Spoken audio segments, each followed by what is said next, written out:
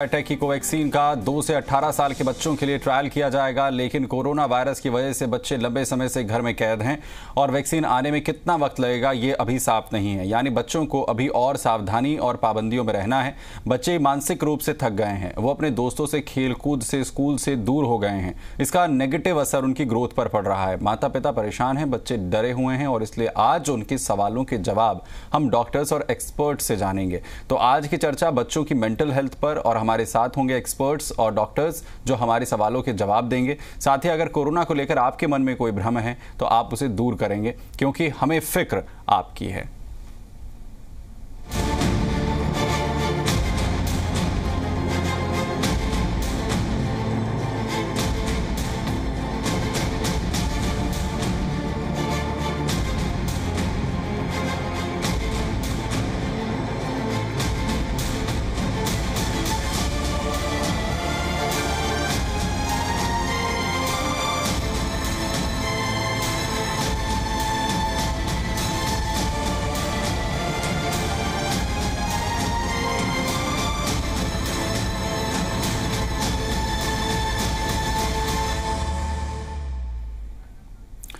तो आज हमारे साथ हमारे इस खास पेशकश में जुड़ रहे हैं कोटा से डॉक्टर जी.के. शर्मा, जो कि वरिष्ठ शिशु रोग विशेषज्ञ हैं, और साथ ही हमारे साथ मनोचिकित्सक डॉक्टर अनीता गौतम जो हैं वो जुड़ रही हैं। आप दोनों का बहुत स्वागत है। हमारे आज के दोनों एक्सपर्ट्स बताएंगे कि इस संक्रमण के दौर में हम खुद को कैसे स्वस्थ रखें, अपने बच्चों को कैसे स्वस्थ रखें, जो मेंटल हेल्थ है बच्चों की खास तौर पर, उसे लेकर आकर किस तरीके से हम कदम उठाएं, कैसे उनकी मेंटल हेल्थ को बेहतर रखें। जैसा हमने कहा कि वो जो इस वक्त बच्चे हैं वो अपने दोस्तों से दूर हो गए हैं, स्कूल से दूर हो गए हैं, और पेरेंट्स की जो जिम्मेदारी है वो बहुत ज़्यादा बढ़ गई है। ऑनलाइन क्लासेस एक ऐसा सिस्टम जो है इस वक्त हम लोग फॉलो कर रहे हैं, जिससे बच्चों को कई तरीके की परेशानी आ रही है। इसी पर बात करेंगे। आप भी कॉल कर सकते हैं, अपने सवाल जो है हमारे एक्सपर्ट से पूछ सकते हैं। हमारे नंबर हैं 012071538787 और 012071533826। तो चलिए सबसे पहले शुरुआत करते हैं, और अनीता जी मैं सबसे पहले आपके पास आ रहा हूं एक मनोचिकित्सक के तौर पर, क्योंकि मेंटल हेल्थ जो है वो चाहे बड़े हों चाहे बच्चे हों, और पेरेंट्स के ऊपर दोहरा दबाव है, क्योंकि बच्चे अपने स्कूल नहीं जा पा रहे हैं, वो उनकी जो डेली एक्टिविटीज़ थी वो बंद हो गई हैं, और ऊपर से ऑनलाइन क्लासेस का बर्डन पेरेंट्स के कंधों पर भी है, और ये बर्डन क्योंकि उन्हें ही मैनेज करना है। बच्चों जो लगातार अपना जो स्क्रीन टाइम है उनका वो बढ़ गया है, डरे हुए हैं बच्चे। ये वो सारे कंसर्न हैं जो पेरेंट्स के अभी जहन में हैं। बच्चों की मेंटल हेल्थ बेहतर रहे, एक लाइन में अगर कहूं तो क्या करें? देखिए, सबसे पहले तो ये समझिए कि बच्चे आपको देखकर वही चीज फॉलो करते हैं। जैसे कि अभी पैनिक की स्थिति बनी हुई है, हम जब भी न्यूज चैनल ऑन करते हैं तो वहाँ पे हमें नेगेटिव न्यूज मिलती है, जब भी सोशल मीडिया ऑन करते हैं वहीं पे हमें नेगेटिव न्यूज मिलती है।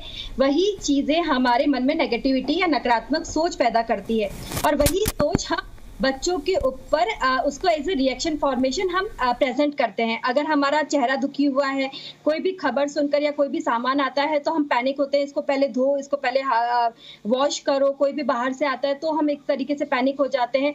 वही चीजें बच्चे देखते हैं, और बच्चे देखते हैं तो उनके मन में भी एक डर पैदा हो जाता है। जो कॉलोनीज में बच्चे पहले एक साथ खेलते थे, एक दूसरे के साथ खेलते थे, मम्मी पापा से अभी उनको ये सुनने को मिल रहा है कि आप बाहर नहीं जाओगे, किसी भी बच्चे को हाथ नहीं लगाओगे, किसी भी बच्चे को गले नहीं मिलोगे, आप उनके साथ नहीं खेल सकते हो। तो एक तरह से ना तो वो इतने समझदार है कि उसकी सिचुएशन की गहराई को समझ सके, ना वो इस चीज को एक्सेप्ट कर पा रहे हैं कि क्यों मेरे को मेरे फ्रेंड से दूर किया जा रहा है। जबकि अवेयरनेस हम अभी काफी कर रहे हैं कि बच्चों को वाकई में हमें इस कोविड की स्थिति में एक दूसरे से दूरी बना के रखनी पड़ेगी, पर फिर भी बाल मन इस चीज को इतनी गहराई से नहीं समझ पाता। तो कहीं ना कहीं उनके मन में भी नेगेटिविटी आ जाती है कि अभी सारा टाइम मुझे घर पे ही रहना है, घर पे ही बैठे रहना है। कई बार जो टीनेजर्स बच्चे होते हैं वो ये कहते हैं कि मुझे मेरी स्पेस नहीं मिल पा रही है क्योंकि मैं सारे टाइम मम्मी पापा के साथ में हूँ। तो एक चिड़चिड़ापन उनके अंदर आ जाता है, गुस्सा आ जाता है, वो अपनी बात अच्छे तरीके से कह नहीं पाते। जैसे छोटे बच्चे होते हैं वो अपनी बात अच्छे से कह नहीं पाते, तो चिड़चिड़ापन, गुस्सा, टेंट्रम शो करके वो अपनी बात कहते हैं। तो जाहिर सी बात है, बहुत सारे पहलुओं में हम देखें तो इस लॉकडाउन का असर ना केवल बड़ों पर बल्कि बच्चों पर, टीनेजर्स पर, इनफैक्ट छोटे बच्चों पर भी काफी नेगेटिव असर हो रहा है। जो उनकी और शारीरिक ग्रोथ पर असर डालता है। बिल्कुल।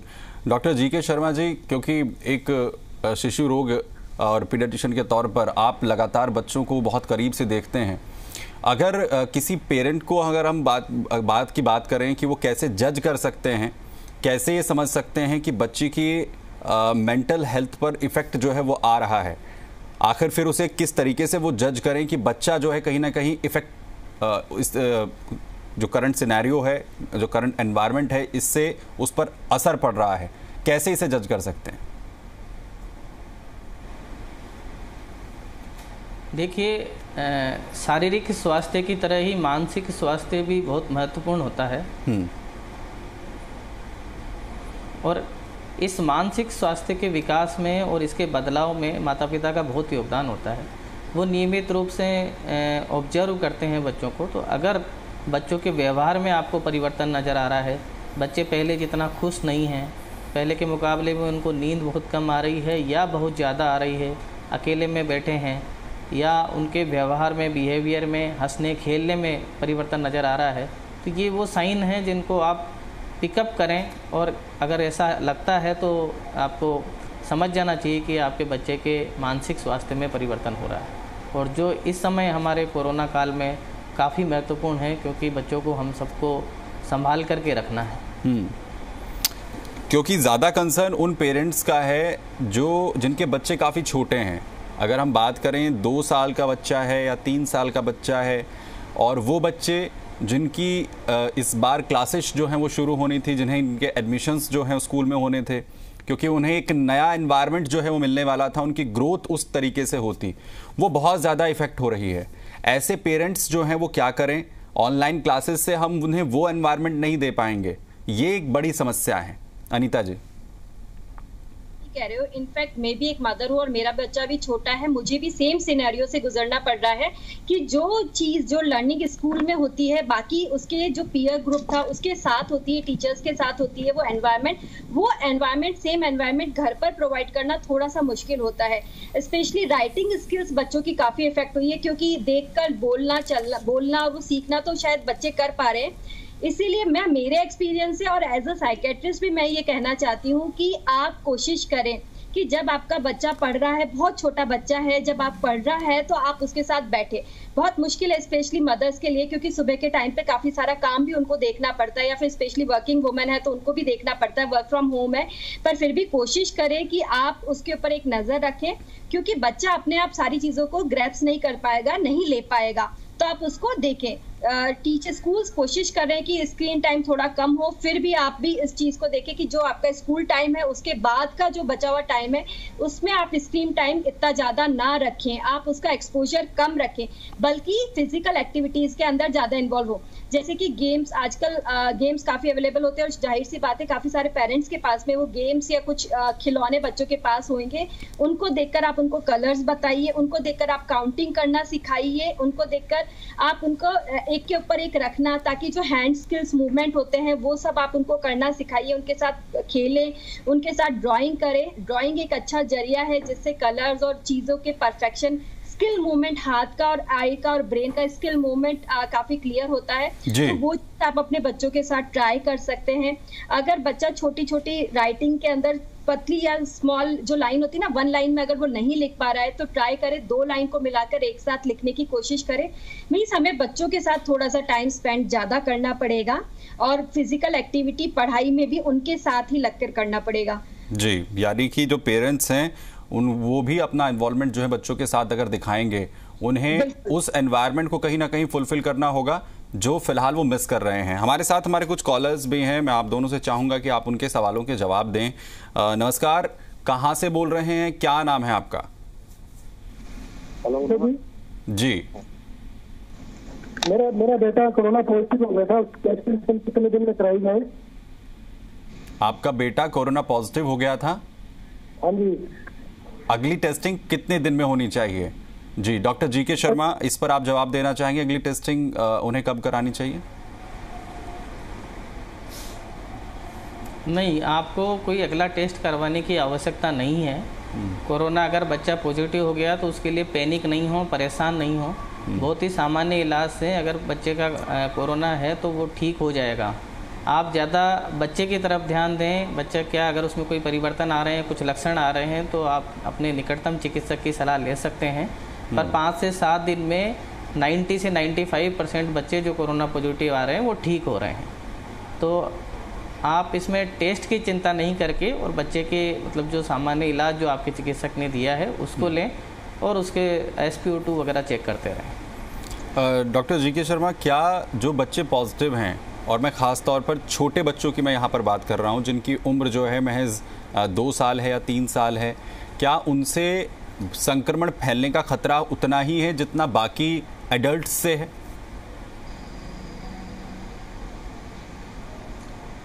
जी बिल्कुल। बच्चों में अगर बच्चे पॉजिटिव हैं तो बच्चों से संक्रमण का फैलना उतना ही होगा जितना वयस्क से होता है, एडल्ट से होता है। तो इस चीज़ का हमें ध्यान रखना पड़ेगा। अगर बच्चे पॉजिटिव हैं तो हम उनको, छोटे बच्चों को स्पेशली आइसोलेट तो नहीं कर सकते, पर मास्क लगा करके रख सकते हैं। बच्चों को मोटिवेट करें, इंटरेस्टिंग टाइप के उनके थोड़े से मास्क रख दें तो बच्चे उससे लगाव के साथ उसको पहनेंगे और कुछ ही दिनों में 5 से 7 दिन में पॉजिटिव से नेगेटिव हो जाते हैं। तो संक्रमण फैलने की संभावना पूरी रहती है। बिल्कुल। एक और कॉलर है हमारे साथ यहाँ पर। नमस्कार, क्या नाम है आपका, कहाँ से बोल रहे हैं और क्या सवाल है आपका? जी सर, नमस्ते जी, थोड़ा तेज बोलिए प्लीज। जी, मैं दिनेश चौहान बात कर रहा हूँ, गाँव रामदेवरा। जी, क्या सवाल है आपका? जी, मेरा सवाल ये डॉक्टर साहब से, जो ब्लैक फंगस है ये क्या कोई बीमारी है या फिर कोरोना वायरस की जैसे वायरस, क्योंकि ज्यादा इसी पर अटैक करता है, कोरोना की जो रिपोर्ट है नेगेटिव आती है। मैं ये जानना चाहूँगा आपसे डॉक्टर अनीता, कैसे लोगों को टारगेट ज़्यादा जो है कोरोना वायरस करता है, कितने दिन में उसकी रिपोर्ट जो है वो नेगेटिव आ जाएगी, ये जानना चाहते हैं हमारे कॉल। देखिए, इसका सवाल का बेहतर आंसर तो सर दे पाएंगे, फिर भी ये है 14 डेज के अंदर यूजुअली रिपोर्ट्स नेगेटिव आती हैं।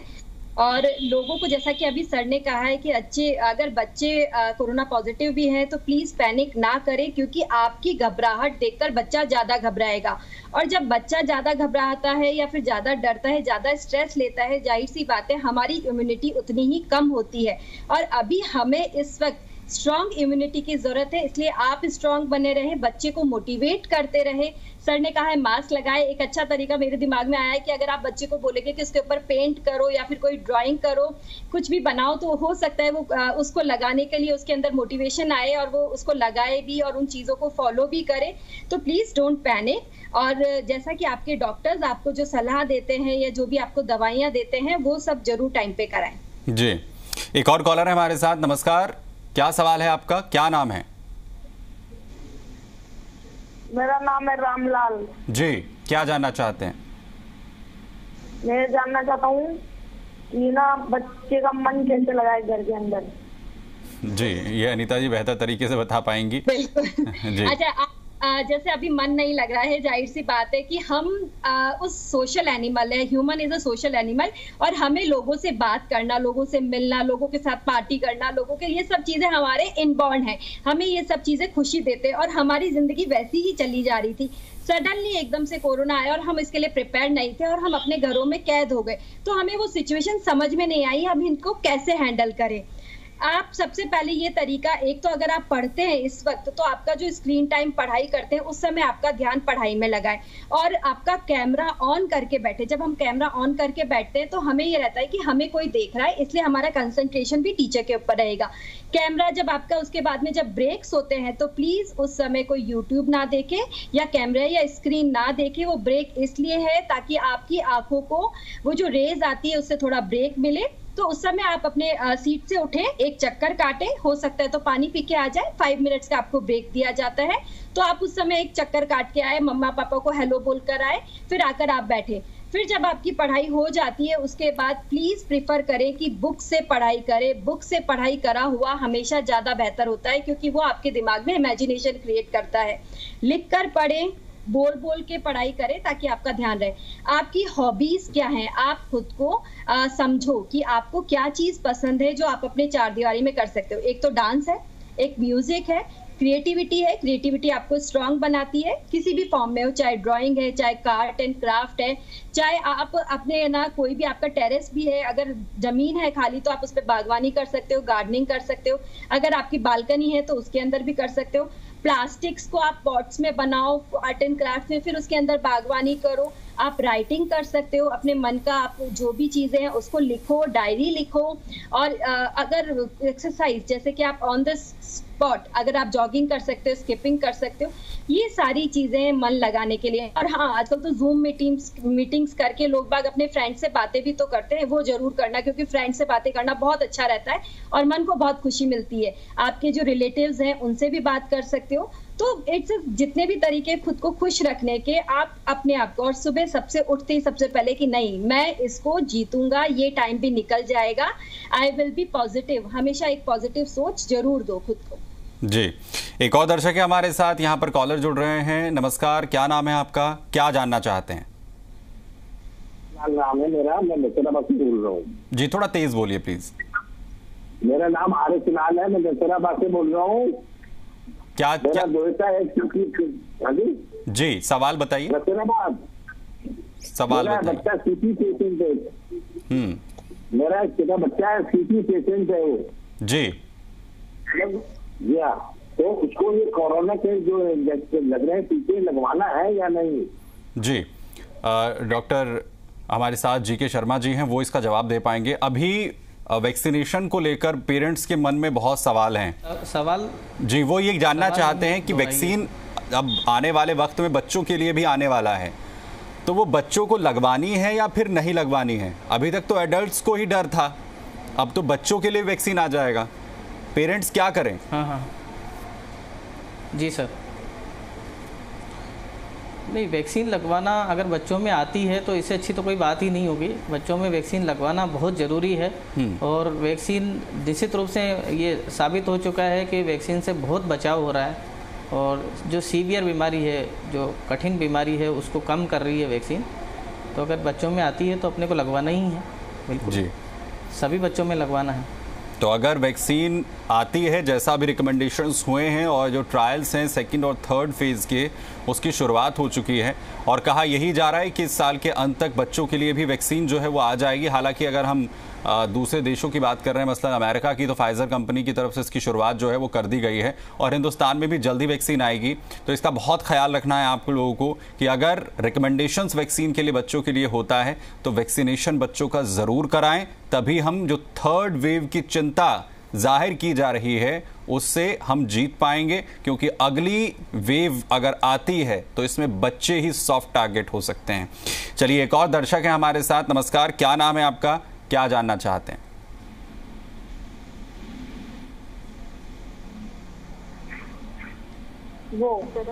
जी, आपको आवाज आ रही है? हाँ जी, थोड़ा तेज बोलिए और क्या जानना चाहती हैं? मेरा नाम दीपेंद्र सिंह कुचर है। जी, बताइए क्या जानना चाहते हैं? मैं जानना चाहता हूँ, मेरा मन नहीं लगता घर पे। अभी इसके बारे में हमने बहुत बात की है। मन नहीं लग रहा है, अलग अलग एक्टिविटीज़ का अनीता जी ने यहाँ पर उदाहरण भी दिया। अनीता जी, मैं से थोड़ा सा एक्सपेंड करता हूँ। जैसा बच्चे हमसे अक्सर यही सवाल पूछ रहे हैं, अभी जिन बच्चों के कॉल आ रहे हैं कि मैं घर पे बोर हो जाता हूँ, एक्टिविटीज़ के बारे में आपने बहुत यहाँ पर बताया, लेकिन एक परेशानी जैसा मैंने कहा कि उन बच्चों के लिए जिनका अभी एक्सपेन होना था, जिनको अभी बाहर निकलना था, 3 साल की उम्र जिनकी मसलन है, उन पेरेंट्स के सामने बड़ी परेशानी है। वो पेरेंट्स आखिर कैसे बच्चों को उस तरीके का एनवायरनमेंट दे सकें कि उनका जो एक्सपोज़र एक टीम की तरह होना था, जिन बच्चों में जाकर वो सीखते, वो आखिर कैसे वो कर पाएंगे उन बच्चों के बिना जो अब उसकी टीम का हिस्सा नहीं है? ऑनलाइन ज़रूर है लेकिन फिजिकली अब तो नहीं है। फिजिकल, बिल्कुल सही कह रहे हैं कि क्योंकि फिजिकली वो दूसरे बच्चों के साथ अभी नहीं मिल पा रहे हैं। तो देखिए, जब अगर 4 साल का बच्चा है तो उसका पीयर ग्रुप भी 4-5 साल का ही होगा। तो अगर 4 साल का बच्चा किसी चीज पे गुस्सा होता है तो सामने वाला भी उतना ही गुस्सा होता है, वो रूठते, वो मनाते हैं, उनकी बॉन्डिंग और स्ट्रांग होती है, कुछ शेयर भी करते हैं और कुछ नहीं भी शेयर करते। ये सब बच्चों के एक व्यक्तित्व का किस तरीके से बड़ा होता है उस पर काफी सारा प्रभाव पड़ता है। अब हम लॉकडाउन की स्थिति में अकेले हैं, बच्चों के साथ सिर्फ माँ बाप है या ग्रैंड पेरेंट्स है। एक तरीका तो ये है कि अगर ग्रैंड पेरेंट्स या पेरेंट रोल प्ले करें रोल प्ले करने में क्या होता है कि आप उनके जैसे उनके उम्र के हिसाब से खेलो। हम क्या होता है, अगर हम बच्चों के साथ खेलते हैं ना, तो कहीं ना कहीं हम माँ बाप बन ही जाते हैं या ग्रैंड पेरेंट्स बन जाते हैं, और फिर वो कोई गलती करते हैं तो हम एज ए ग्रैंड पेरेंट उनको बताते हैं या एज ए पेरेंट्स बताते हैं। अगर आप उनके साथ उस समय खेल रहे हैं तो प्लीज कोशिश करें कि आप उसी के हिसाब से बात करें, उसी के साथ खेलें। अगर वो स्क्रिबलिंग कर रहा है तो स्क्रिबलिंग करें। अगर वो एक चीज एक के ऊपर उठाकर रख रहा है, चीजों को ग्लास के ऊपर ग्लास रखना या टावर बनाना ग्लास का, तो आप भी उसके साथ वही गेम करें। उससे क्या होता है कि वो स्किल्स जो होते हैं ना, फाइन स्किल्स, वो भी डेवलप होते हैं। बच्चा आपसे जो शेयर कर रहा है, चाहे कुछ भी हो, क्या होता है कि बच्चा जब बोल रहा होता है, हम अपने काम में बिजी होते हैं तो हम उसको चुप करा देते हैं, प्लीज डोंट, अभी मेरे से बात मत करो, मैं थोड़ी देर में बात करूंगा। तो उसको बोल लेने दीजिए। अगर वो शेयर कर रहा है तो कहीं ना कहीं अपने मन की चीजें भी आपको बता रहा है।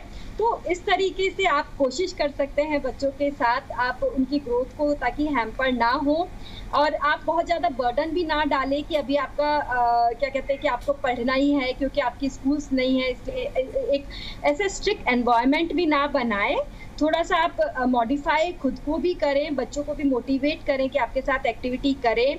जैसे अगर आप बागवानी कर रहे हैं, गार्डनिंग कर रहे हैं, तो बच्चों को कोशिश करें कि आप पाइप से पानी दे दो, या फिर छोटी छोटी वीड्स हैं वो निकालने में हेल्प करें। अगर आप खाना बना रहे हैं तो हेल्प करने के लिए बोलें कि चलो टेबल के ऊपर आप प्लेट्स लगा दीजिए, या छोटी छोटी हेल्प, ताकि बच्चे भी आपके साथ और उनकी बॉन्डिंग भी स्ट्रांग हो, वो और उनकी फिजिकल एक्टिविटी भी होती रहे, और मेंटली भी आप उनको समझाते रहें चीज़ों को।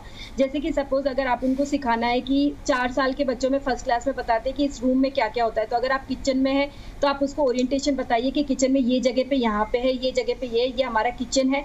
तो मतलब learning is on going process. हम बैठ के ही नहीं पढ़ाते हैं कि हम सिर्फ कॉपी किताब लेकर पढ़ाएं, इट्स ऑन गोइंग। जो आप बोलोगे वही बच्चा सीखता है। तो इस तरीके से हम कोशिश करते हैं। जी, हम इस तरीके से कोशिश जो है वो कर सकते हैं, और बच्चों की जो ग्रोथ है उसे हम कंटिन्यू यहाँ पर रख सकते हैं। कॉलर के पास चलें उससे पहले मैं एक सवाल जो है आपसे जानना चाहूँगा doctor GK. Sharma.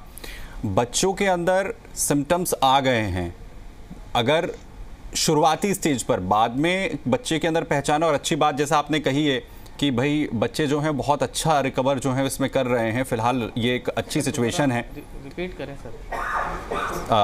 Doctor GK. Sharma, आवाज़ आ रही है आपको मेरी? सर एक बार सवाल रिपीट करें। मैं जी मैं रिपीट कर रहा हूँ। मैं ये जानना चाह रहा हूँ कि शुरुआती वक्त में ही, कि जब बच्चे पर कोरोना का अटैक हुआ है, और तो कैसे रिकॉग्नाइज करें, कैसे पहचानें कि बच्चा अभी कोरोना की जद में आ चुका है? जी सर। सर सबसे पहले तो मैं आपको यही बताना चाहता हूँ कि घर में बच्चे हमेशा घर में रह रहे हैं, तो अगर उनको कोरोना के या कोई से भी लक्षण अगर उनमें आ रहे हैं तो वो अपने परिजनों से ही आएंगे, माता पिता से ही आएंगे, या जो कोई बाहर से आ रहा है उससे ही आएंगे। तो अगर घर में एक से ज़्यादा लोगों को बुखार है, एक से ज़्यादा लोगों को एक तरह की तकलीफ़ है, तो हम ये मतलब सोच सकते हैं कि बच्चे को भी कोरोना की संभावना है। और उसमें डरने की ज़रूरत नहीं है, पैनिक होने की ज़रूरत नहीं है।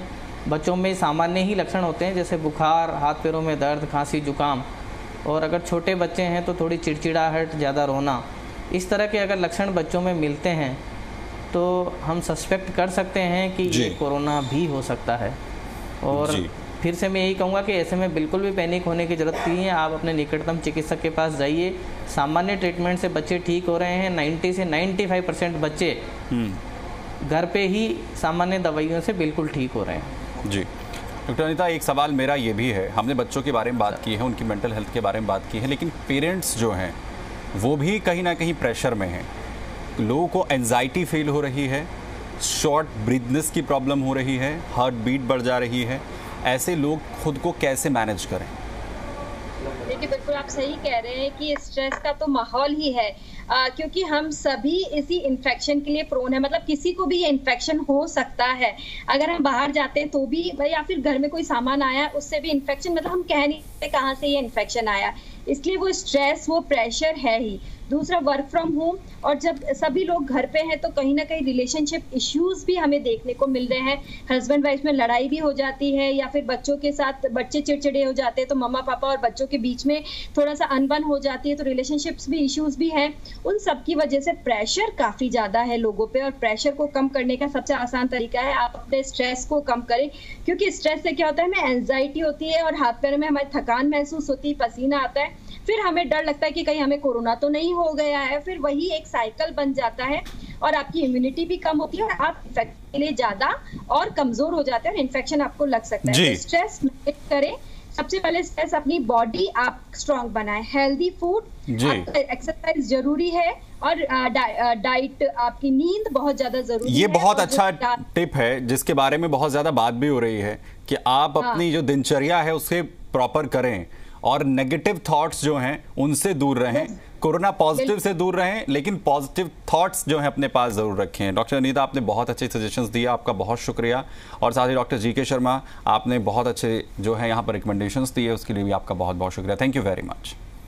तो कोरोना काल में हमें आपकी फिक्र है और इसीलिए अपने एक्सपर्ट्स के साथ हम आपके सामने आते हैं, आपके सवालों के जवाब देने की कोशिश करते हैं, जिससे कि आप स्वस्थ रहें, कोरोना की इस लड़ाई को हर कोई जीते। बहुत शुक्रिया, थैंक यू।